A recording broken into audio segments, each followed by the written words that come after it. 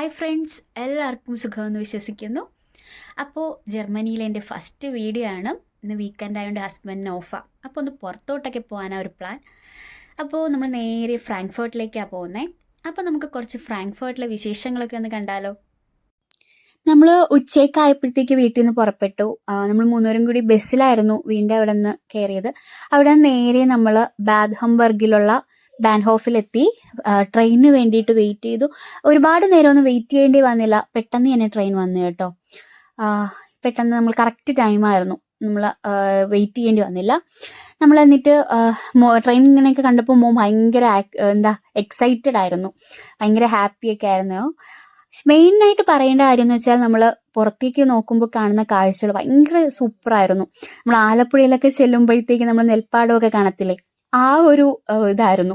അവിടെ നിന്ന് നേരെ നമ്മൾ ബസ്സിൽ നേരെ മെയിൻ ആയിട്ടുള്ള ഷോപ്പിംഗ് സെൻറ്ററിലെത്തി. ഫ്രാങ്ക്ഫർട്ടിലെ മെയിൻ ഷോപ്പിംഗ് സെൻറ്റർ ആയിട്ടുള്ള നോർഡ് വെസ്റ്റ് സെൻട്രം എന്ന് പറയുന്ന മാളിലെത്തി. ശരിക്കും വളരെ വലിയൊരു മാളാട്ടോ. എല്ലാം നമ്മൾ നന്നായിട്ട് ചുറ്റിക്കറങ്ങിയപ്പോൾ നല്ല വിശന്നു. അവിടെ നേരെ നമ്മൾ KFC ചിക്കൻ കഴിക്കാനായിട്ടെത്തി. ഓർഡർ ചെയ്ത് ഒരുപാട് സമയമൊന്നും എടുത്തില്ല, പെട്ടെന്ന് തന്നെ നമുക്ക് ഫുഡ് കിട്ടിയായിരുന്നു. കഴിച്ചപ്പോൾ എന്താ പറയുക, നമ്മുടെ നാട്ടിലേക്ക് കഴിക്കുന്ന ഒരു ബ്രോസ്റ്റഡ് ചിക്കൻ കഴിക്കുന്ന ആ ഒരു ടേസ്റ്റ്, KFC കഴിക്കുന്ന ടേസ്റ്റ് ഒന്നും നമുക്ക് ഫീൽ ചെയ്തില്ല. എന്നാലും കുഴപ്പമില്ലായിരുന്നു. അവന് ഭയങ്കര ഇഷ്ടമാണ്, മോന്. അവൻ കഴിച്ചു. നമ്മളങ്ങനെ അതൊക്കെ കഴിച്ചതിന് ശേഷം കുറച്ച് ടൈമും കൂടെ അവിടെ സ്പെൻഡ് ചെയ്ത് മൊത്തമൊക്കെ ഒന്നുകൂടെ ചുറ്റിക്കറങ്ങിയതിന് ശേഷം നമ്മൾ നേരെ ഊബാൻ വഴി, അതായത് നമ്മുടെ സബ്വേ വഴി നമ്മൾ മെയിനായിട്ട് നമ്മൾ വീട്ടിൽ നിന്ന് ഇറങ്ങിയത് തന്നെ ഇന്ത്യൻ മാർക്കറ്റിൽ പോകണമെന്നുള്ള ഒരു ഐഡിയയിലാണ്.